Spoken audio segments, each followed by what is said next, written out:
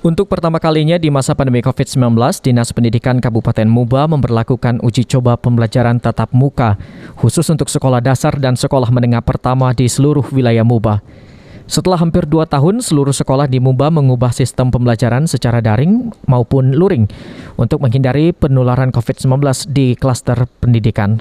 Pemerintah Kabupaten Muba sendiri sudah melakukan proses vaksinasi sejumlah elemen masyarakat dan pemerintah, termasuk ke tenaga pendidik, sehingga kini pembelajaran tatap muka mulai diaktifkan kembali. Kepala Dinas Pendidikan Kabupaten Muba, Musni Wijaya, mengatakan uji coba PTM ini diberlakukan sesuai SKB 4 Menteri. PTM sendiri diberlakukan secara bergantian, yakni satu kelas hanya 2 hari saja dalam 1 minggu selama 2 jam. Dengan memberlakukan protokol kesehatan yang ketat untuk tingkat SD dan SMP saja, dan sementara untuk tingkat TK dan PAUD akan melihat hasil evaluasi dari perkembangan uji coba PTM ini dalam waktu 1 bulan ke depan. Ini hari pertama PTM tatap muka terbatas yang dilaksanakan di Kabupaten Musi Banyu-Asin.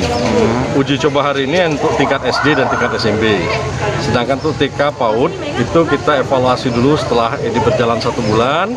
Kita rencanakan TK PAUD itu kita akan mulai 27 September nanti, kalau ini berjalan dengan baik.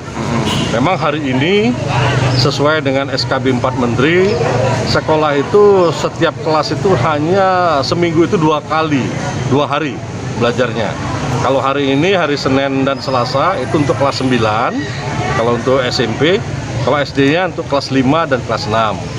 Besok, hari Rabu dan Kamis, itu kalau SD untuk kelas 4 dan kelas 3, kalau SMP untuk kelas 8.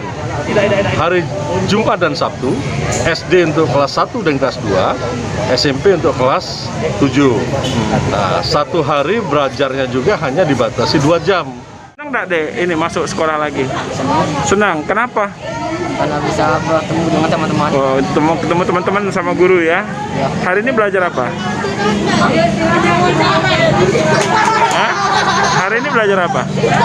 Belajar tentang pelajari tumbuhan. Oh, belajar apa? Baru tatap muka aja? Baru perkenalan ya?